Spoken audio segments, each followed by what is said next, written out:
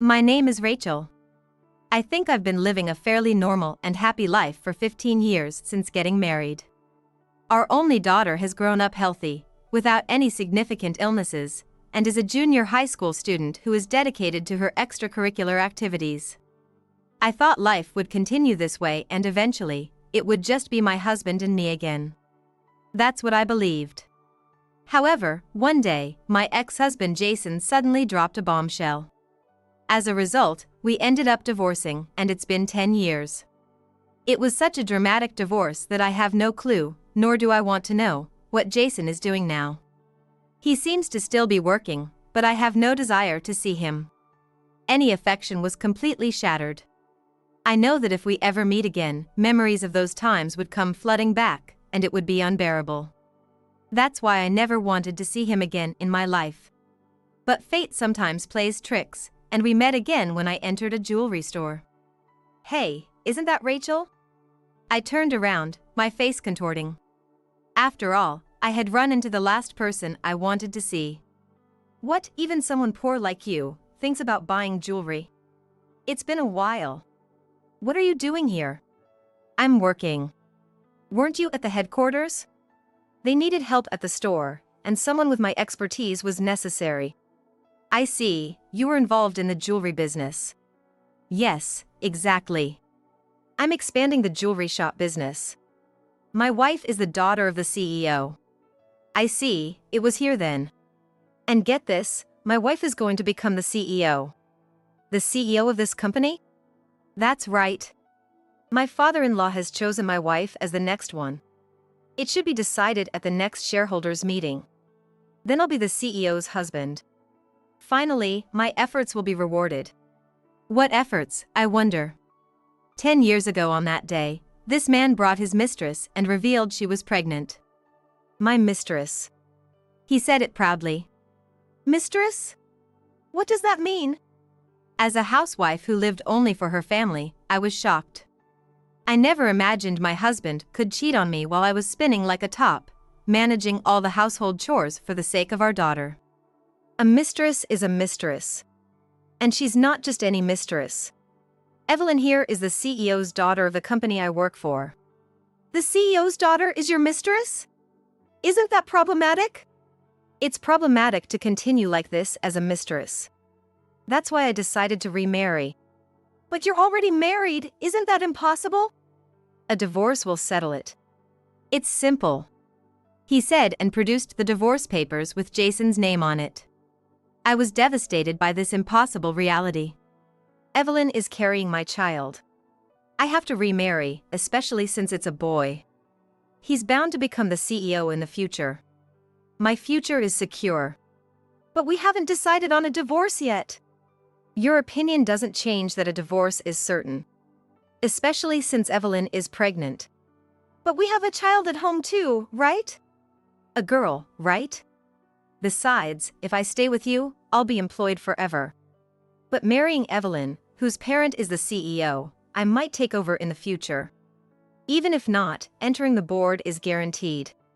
So, you're telling me to split because you struck gold? And you're willing to abandon your own child for that? Sacrifices are a part of pursuing happiness. Why? How did you two end up together? It was curious. My husband didn't seem like exceptional material for the CEO's daughter to marry. I thought he had no chance of advancing. Well, we're in the same department, and after helping out with Evelyn's work, we started dining together. We felt a connection, and love blossomed. Love? Yes, love. The child in her womb is a product of our love. As harsh as it may sound, I no longer feel love for you. It's better for both of us to split rather than live a loveless marriage. Jason seemed pleased, as if he did nothing wrong. He just wants to do what he wants. And I was just an obstacle to that. Being suddenly told to split because you have a mistress. It's going to still cost a lot for our daughter, you know? I'm a housewife, how am I supposed to live? What, you thought I was a money tree? You chose to be a housewife. I never complained, and you should be grateful that I provided for you until now. That's too much, Bringing your mistress suddenly and saying we should divorce because she's pregnant is just cruel. That's so irresponsible. Say whatever you want. You wouldn't understand my feelings anyway. My feelings? Is it just that I wanted to marry into money? After all, I finally caught a luxury ship, so you're telling me not to let go of that ticket. But I couldn't forgive Jason's selfishness. My face must have been twisted in ugliness. At that moment, the woman spoke. I'll properly pay you child support. If you want, I can give you as much as you desire. So sign the divorce papers. She was pushing for a divorce with money talking. Is this woman really better? When I pointed at his woman and said that, his mistress laughed out loud. A poor person like you could never make him happy. He can only be happy by becoming my husband. Money isn't everything. People without money lose to those who have it. Tears of frustration flowed. But Jason chose Evelyn because of money. He's willing to throw away 15 years of marriage just because I don't have money. I wouldn't see anything if I stayed with him any longer. All right, I'll divorce. I signed the divorce papers in front of the laughing couple. When they left, I couldn't stand up, thinking about how being without money put me through this. This wasn't just about me. My daughter might go through the same in the future. That thought made me realize I couldn't stay like this. Afterwards, I used this frustration as motivation and lived desperately. Thanks to you divorcing me, I'm enjoying a rich life. Man, having money is great. Being the son-in-law of a CEO, nobody at the company complains. What do you think will happen when I become the CEO's husband? Everyone will respect me. Do you really think that will happen? What? Of course, it will. My wife becoming CEO is almost set in stone. I think that's impossible. Why? What would a poor person like you know? You're so poor your brain must be messed up. Because I'm the major shareholder, and I'll oppose it. What? What are you talking about? There's no way you're a major shareholder. You're still a poor person, aren't you? Or are you saying you remarried a rich guy? I haven't remarried. Thanks to you, I've had enough of men. I realized it's much better to live by my own strength. For that, I am grateful. A single woman who didn't marry into wealth, how could you become the major shareholder of our company? It's an impossible story. Listen, shares of our company cost several $100,000 each. How could a poor person like you afford such shares? It's not something an ordinary housewife can buy. You'll just get laughed at if you talk nonsense like that. It would be impossible for an ordinary housewife. I laughed mockingly at Jason, who seemed oblivious. You still don't get it, do you? You don't understand things. Stocks like ours aren't easy to buy. If they were cheap, it might be different, but shares of a major corporation like ours aren't cheap. That's what you think. I think you're the one who doesn't know anything. You were crying and didn't want to divorce me 10 years ago. You're not over me and are delusional because we met again. It's sad. But really, you should move on. I'm not coming back to you. Don't worry. I don't feel anything for you anymore. You might end up hurting yourself by overestimating your worth. That's rude. I'm about to become the CEO's husband. So what? Do you really think you'll become the CEO's husband? I don't see how you can be happy about it. Shut up. I'm happy to be the support behind my talented wife. Well, good for you. It doesn't concern me anymore. Aren't you worried about how your daughter is doing? What? My daughter? It's been 10 years since we split. Why would I care? She's practically a stranger now. That's cold-hearted. I have a son now. He's only 10 years old, but he'll be the future CEO of this company. I don't want a poor daughter dragging him down just because they're half-siblings and might use the blood relation to pull his legs later. Well, if that's how it is, I'll proceed without hesitation. At that moment, a clerk came over and handed me a small paper bag. When I took it, Jason exclaimed in surprise. You bought it? Yes, I didn't know you worked here. Thanks for that. I never thought you'd buy anything. I figured you were just here for window shopping. So, who's the gift for? Surely not for yourself. For my daughter. It's a celebration for her engagement. That's wonderful, but it's a pity if it's cheap. But the most you could afford would be around $2,000, right? Our store doesn't handle anything cheaper than that. Wouldn't it have been better to buy something cheaper from another store? Well, maybe $60,000 was too cheap, huh? What? Yes. Maybe for the daughter of the CEO of RNL, something more expensive would have been better. What are you talking about? What's the matter? RNL is a major brand manufacturer. And you say the daughter of its CEO? That's right.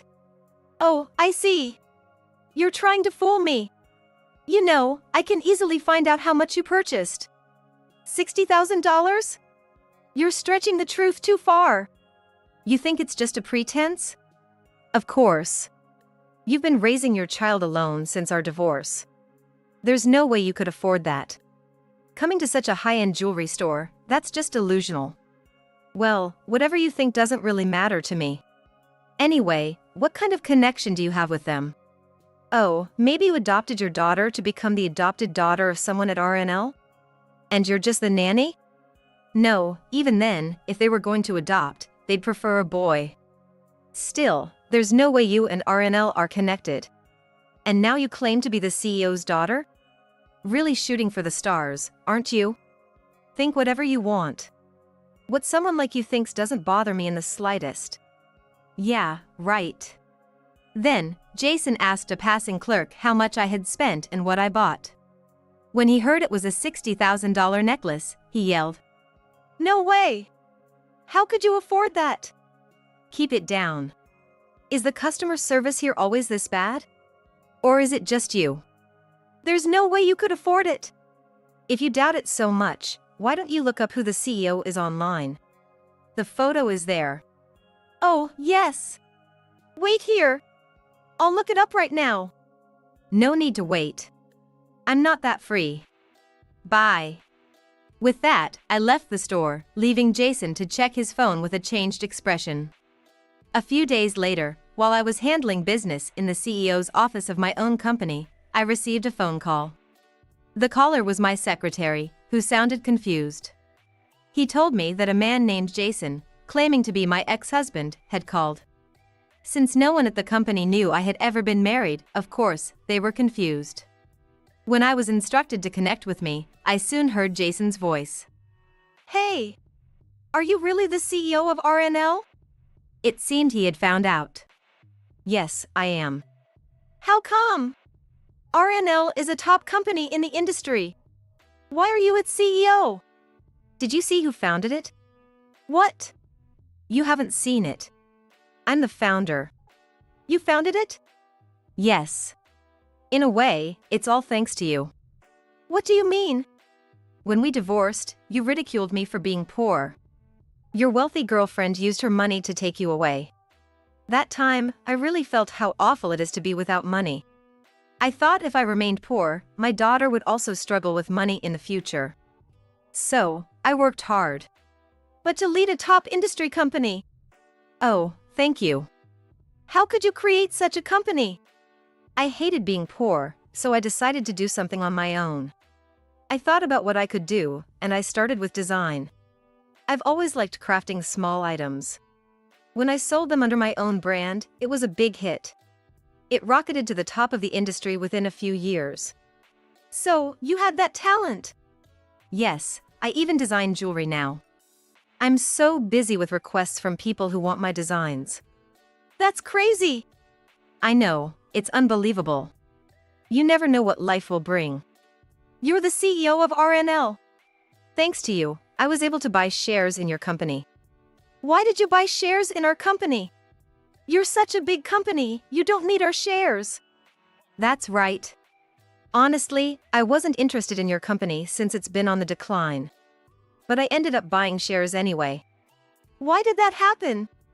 If you weren't interested, there was no need to buy. Well, I have a business relationship with your current CEO. He told me sales were down and they were struggling. It sounded like they were having a tough time managing funds. He's a good guy, so I wanted to help him out. And you bought shares because of that? It wasn't supposed to happen, but after talking several times, the CEO asked me to buy shares. If it could save them, I thought I might as well buy. And since then, I've been buying shares every year. That's how I ended up becoming the major shareholder. On purpose? What? You did it on purpose. What are you talking about? You bought our shares to get revenge on me, didn't you? I hadn't thought of that at all. I had even forgotten that you worked there until we met again. Until we met? Yes. Until we met, I had forgotten all about you. You really didn't matter to me. Revenge is something you do when you can't forget the resentment because you're suffering. But I'm too busy for that. I have so many employees worldwide, personal grudges are the last thing on my mind. I have to look after my employees' livelihoods. Then why? Becoming the major shareholder was purely to help the CEO. But things have changed a bit since I met you again. What do you mean? After seeing your rude behavior recently, all the unpleasant memories came flooding back. I thought, if you're going to say such things, I might as well settle everything from the past. You can't be serious. Are you really planning to stop Evelyn's appointment as CEO at the shareholders' meeting? If she's going to be CEO, then yes, I'll stop it. That's just... Evelyn has been working so hard. If you do that, all her efforts will be for nothing. Please, don't interfere. Don't get in her way. I'm not getting in her way. I just can't approve of her becoming CEO. There's no need to do that. If we hadn't met again, or even if we had and you hadn't been rude, I wouldn't have thought of doing this. Stop. If you do this, I'll be next. Maybe you should try becoming the major shareholder of my company? The major shareholder of RNL? Yes. If you're the major shareholder, you can make demands, even push through unlikely proposals. But, just so you know, one share of my company costs millions. That much? Of course. I've worked hard to get to the top of the industry. I didn't rely on someone's power. I built everything myself. And your daughter, who you said could never be CEO, will eventually succeed me. My daughter will be the CEO of RNL? Yes, and soon your company will be a subsidiary of RNL. What? Why would that happen? The current CEO said so. He mentioned they can't improve performance and are considering selling the company. They're considering a sell-off. Yes, it'll probably happen soon. No way. Then I'll buy it. So, you're saying you're interested in our company after all?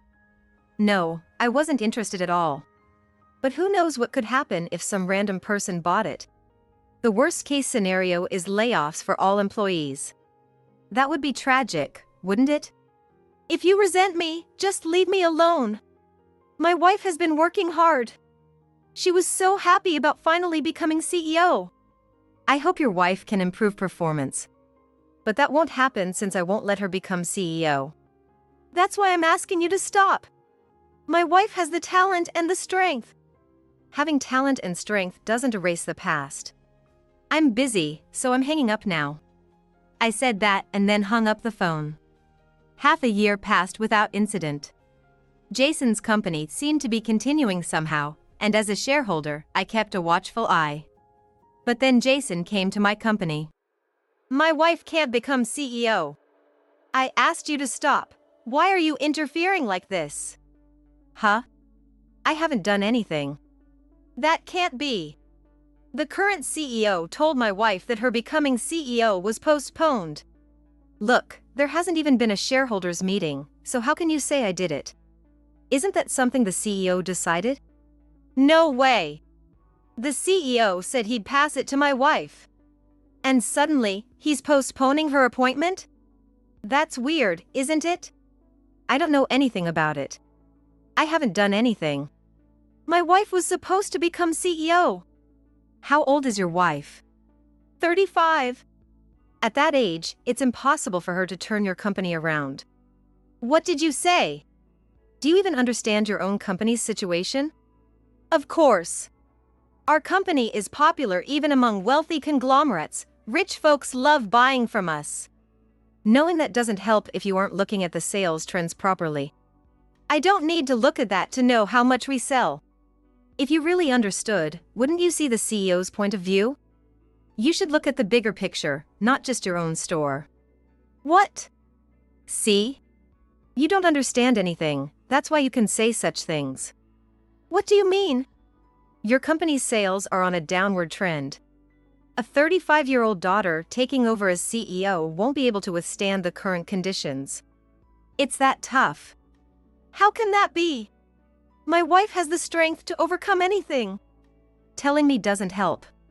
It was your company's CEO who decided that. This means the company is headed for bankruptcy, doesn't it? Bankruptcy? Yes, the CEO brought up the possibility of selling off the company. Selling off? I haven't heard anything about that. Maybe they didn't tell you because it wouldn't make sense to consult someone like you. It shows how little you're valued. I'm not trusted, then. You're not worth trusting. You don't understand anything about the company. If they really relied on you, they wouldn't just keep you at a store. That's because of staff shortages. No matter the shortage, they would keep someone who could be the CEO's right-hand man at the headquarters. If I were in their shoes, I'd want such a person close by. So, your company is going to buy us out? Yes, I intend to buy it. And when that happens, I plan to fire your wife. Why would you do that? It would be difficult for her to work under her husband's ex-wife as the CEO, right? That's why I'll fire her. There's no need for that. She'll be fine. After all, we haven't been in contact for over 10 years. Maybe, but your wife will surely feel insecure. People get more anxious the more they love, right? So, of course, I'll fire you too. Me too. Yes. I don't want any misunderstandings. That's ridiculous. If both of us get fired, we won't be able to live. Isn't that too cruel? But you're not useful, and she's part of the management team. I don't want to keep people like that around. No, don't think like that. Someone who knows the job should be the CEO. My wife would be perfect for it. She's capable and hardworking, and someone like her as CEO would surely make the company successful. If she stays as CEO, you'd be secure too, wouldn't you? Well, honestly, yes. It's better for our financial situation if my capable wife stays rather than me. Please, use her as the CEO. I'm fine with being let go in exchange. Well, if she becomes part of our company, she could indeed increase sales. After all, we'll be selling our products there, changing the way things are done, and our customers will follow. Then there's no problem. Please make her the CEO. Even if the company isn't hers, becoming CEO would raise her salary. Do you really want her to be CEO that badly? Of course. It's been her dream. You really are a devoted husband. That I am. Well, there's one condition. A condition? What is it? I'll do anything you ask. It's something only you can do. What is it? Get a divorce. What? If you get a divorce, I'll make her the CEO. Why would it come to that? Poor people lose to those with money. Remember, you said that when we divorced. Essentially, someone wealthy like me becomes the absolute winner. It's natural for someone poor like you to lose. That's why. But that's... By the way, the CEO said if you agree to a divorce, he wouldn't mind making your daughter Evelyn the CEO. Evelyn would hate that. Well, I've been in contact with Evelyn too. She actually wanted to make you CEO, and that was why she married you. But you turned out to be useless. A complete failure. If she can cut ties with such an incompetent man through a divorce, it would be easy for her. She seems to think we'd get along well. That's absurd. Sorry, but in the end, you're the only one who will be fired. A useless poor man. Jason was shocked and left the CEO's office. Afterwards, the jewelry store became a subsidiary of R&L, and Jason's ex-wife became the CEO. Jason, intending to fire and divorce Evelyn, decided to keep her as the lowest-ranked salesperson instead. His poor customer service attitude and his demeanor as the CEO's son-in-law had backfired, causing the staff to treat him harshly. Consequently, he lost his place there and resigned voluntarily. However, that year's audit revealed something shocking. Jason had been embezzling. It was rumored that he had resigned voluntarily before the embezzlement was exposed, but I investigated his whereabouts and threatened him with criminal prosecution unless he repaid the embezzled amount. Being a coward, he agreed to repay. However, having lost his job, he struggled to make repayments. He tried to borrow money from his ex-wife Evelyn, but she ignored him, and he ended up borrowing from a consumer finance company. The debt accrued interest, worsening his situation. Desperate to cut costs, he moved into an incredibly cheap room and worked at a factory while taking on night shifts, slowly repaying the debt month by month. Yet, there's no end in sight for when he can fully repay. His current lifestyle is tough, and recent photos show him emaciated and staggering. Meanwhile, by placing R&L's brand products in the jewelry store, I've significantly boosted its performance. Thanks to that, the company has grown tremendously, and my daughter, who has married and moved away, has recently announced her pregnancy. Seeing my daughter's happy face makes me feel joyful. I can only pray that this happiness lasts forever.